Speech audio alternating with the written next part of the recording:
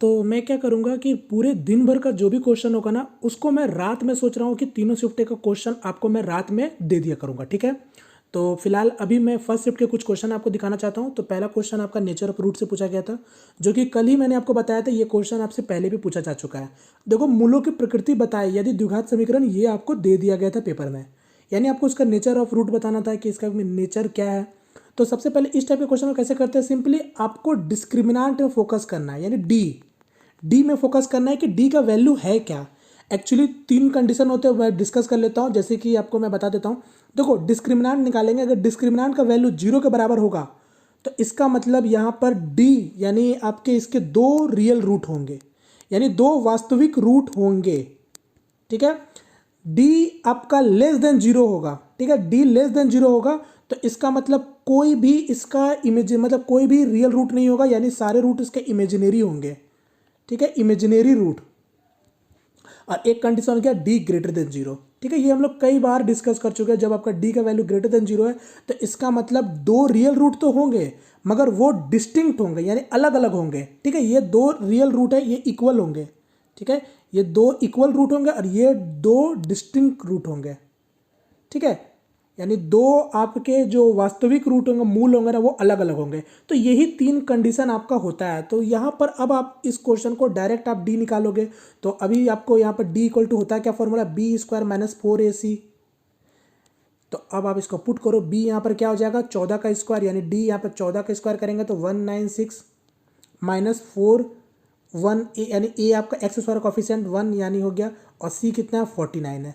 अब आप इसको गुना करो तो ये कितना हो जाएगा 9 6 36 4 4 16 और ये 196। तो देखो 196 196, तो डी इक्वल टू क्या आ गया 0, यानी इसका मतलब इसका क्या है, टू रियल रूट होंगे, ठीक है। और वो भी इक्वल टू टू रूट, यानी ऑप्शन आपका इसी तरीके से दे रखा था कि क्या होंगे, किस तरीके से रूट होंगे। तो टू रूट होंगे जो कि रियल होंगे, और ये साथ ही साथ आपके इक्वल भी होंगे, यानी इक्वल एंड रियल रूट। तो बस यही आपको टिक कर लेना था, और जैसा भी आपका ऑप्शन में होता आप उसके हिसाब से मान लेते हैं। क्लियर है। चलो, एक क्वेश्चन आपका ट्रिग्नोमेट्री कुछ इस टाइप से पूछा गया था, बेसिक सा क्वेश्चन था जिसको आप आसानी से सॉल्व कर सकते थे। ये cosec square theta 4 cosec square theta solve करेंगे तो क्या आ जाएगा 6 कॉसेक स्क्वायर थीटा। यहाँ पर अब ये दोनों को जोड़ेंगे तो ये क्या आ जाएगा 6 कॉट स्क्वायर थीटा। पूरा हूबहू ये क्वेश्चन पूछा था। और ये अंदर में अगर 6 कॉमन ले लेंगे तो ये क्या आ जाएगा cos square theta minus cot square theta. तो इसका वैल्यू क्या होता है 1, यानी इसका आंसर आ जाएगा 6, ठीक है। एक क्वेश्चन ऐसा पूछा गया था, त्रिभुज का क्षेत्रफल ज्ञात करें, भुजाएं आपको दे रखा था। ये कल ही मैंने आपको बताया था। ये तो एकदम सुपर इंपॉर्टेंट क्वेश्चन अभी बन रहा है, हर शिफ्ट में लगभग लगभग पूछा जा रहा है। यानी ट्रायंगल का एरिया आपको निकालने दिया जा रहा है, कभी पॉइंट दिया जा रहा है, कभी साइड दिया जा रहा है, चाहे कुछ भी दे दे के आपको एरिया ऑफ ट्रायंगल का क्वेश्चन आपसे पेपर में बन रहा है, कुछ भी देखे। यहाँ तो भुजाएं दे रखा है तो आप डायरेक्ट हीरो फॉर्मूला लगा सकते हो। यहाँ पर अभी तक कोई भी शिफ्ट में आपको हो सकता है कि अभी तक तो कोई शिफ्ट में पूछा नहीं, मगर आगे आपसे पूछा जा सकता है। तो मध्यिका दे के भी आपसे एरिया ऑफ ट्रायंगल निकालने को पूछ सकता है पेपर में, क्योंकि ये एनटीपीसी में पूछा जा चुका है मध्यिका देकर। यानी किसी भी ट्रायंगल का 3 मध्यिका आपको देकर बोल देगा कि एरिया बताओ क्या होगा। तो इसका भी फॉर्मूला जरूर से एक बार आप लोग देख लेना, मैं अभी बता भी देता हूँ। अगर कोई भी ट्रायंगल का 3 मध्यिका जैसे M1 M2 M3 है, अगर आपसे एरिया पूछ ले तो फॉर्मूला क्या होता है मैं लिख देता हूँ। तो वो भी आपका फॉर्मूला आपका हीरो फार्मूला जैसा ही होता है। ये 4/3 अंडर रूट ये M1, ये हो जाएगा SM माइनस SM1, ठीक है।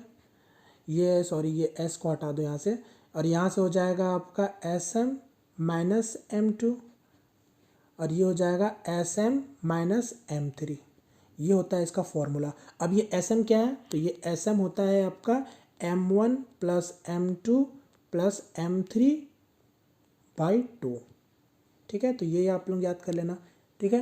अगर मध्यिका देकर अगर आपसे पूछे तो आप डायरेक्ट ये लगा लेना। फिलहाल आप जानते हो हीरो फॉर्मूला लगा के आप इसको क्वेश्चन का आंसर दे सकते हो। तो यहाँ पर मेरा क्या हो जाएगा, डायरेक्ट मैं कर रहा हूँ। तो 7 5 12, 12 10 22, 22 मतलब 11, 11 11 से 5 जाएगा 6, 11 से 7 जाएगा 4, 11 से 10 जाएगा 1, यानी 6 6 24। यानी डायरेक्ट अगर निकालने की कोशिश करें तो ये 11 को रखते हैं अंदर में 24 है, तो यानी 4 गुना 6 लिख लेते हैं, तो 4 आपका बाहर निकल जाएगा। तो यहाँ से क्या हो जाएगा 2√66, ठीक है। तो ये इसका आंसर हो जाएगा अकॉर्डिंग टू जिस तरीका से आपका दिया गया होगा ऑप्शन, जिस हिसाब से। क्लियर है सभी को फिलहाल? चलो, एक क्वेश्चन आपसे ये दिया गया था, सिंपल सा क्वेश्चन था एचसीएफ से क्वेश्चन, जैसे मैं बता चुका एचसीएफ से भी क्वेश्चन बन रहा है। 2 नंबर का रेशियो आपको दे रखा था, यानी किसी 2 नंबर का रेशियो दे रखा था, उसका एचसीएफ भी दे रखा था। आपसे सिंपली पूछा था नंबर बताओ क्या होगा। तो आपको पता है अगर ये 2 नंबर का रेशियो और एचसीएफ आपका 17 है तो वो 2 नंबर क्या होगा, 17x 17y के फॉर्म में, सीधी सी बात है। या फिर आप ऐसे भी समझो ये 2 नंबर जो 5x और ये 7x जो है, ये एचसीएफ क्या हो गया, यही तो x एचसीएफ हुआ ना, यही x तो एचसीएफ हुआ, यानी यही 17 एचसीएफ हुआ। तो वो नंबर क्या होगा 85, और यहाँ से आपका कितना हो जाएगा 119। तो बस जो भी पूछा हो गया, जो भी नंबर आपसे पूछा गया था पेपर में, आप उसको टिक कर सकते थे। ठीक है, चलिए, ये आपका 2 क्वेश्चन ये भी इस टाइप से पूछा गया था। तो ये 2 क्वेश्चन का आंसर आप लोग मुझे कमेंट करके बताना। ठीक है, क्वेश्चन क्या बोला गया था, कोहली का एज 3 साल छोटा था रोहित से। ठीक है, कोहली 3 साल छोटा था रोहित से और उनका प्रेजेंट एज का रेशियो दे रखा था। आपसे पूछा गया था बताओ कोहली का एज 3 साल बाद क्या होगा। एक क्वेश्चन था सेलिंग प्राइस आपको दे रखा था जिसमें लॉस हो रहा है 30% का, तो आपसे पूछा था सेलिंग प्राइस बताओ जब 5% का प्रॉफिट हो तब। ठीक है, तो ये 2 क्वेश्चन का आंसर मुझे आप कमेंट करके बताना। ठीक है, और जैसे कि मैंने आपको बताया रात में मैं कोशिश करूंगा सारे क्वेश्चन को एक कॉपी में पेज में लिख के मैं आपको शेयर कर दूंगा। ठीक है, तो चलिए, उम्मीद करता हूँ चीज़ें सभी लोगों को समझ आया होगा। जितना ज़्यादा हो सके आप लोग बस प्रैक्टिस करते रहो। चलिए, मिलते हैं फ्रेंड किसी नेक्स्ट वीडियो में, तब तक के लिए जय हिंद, जय भारत।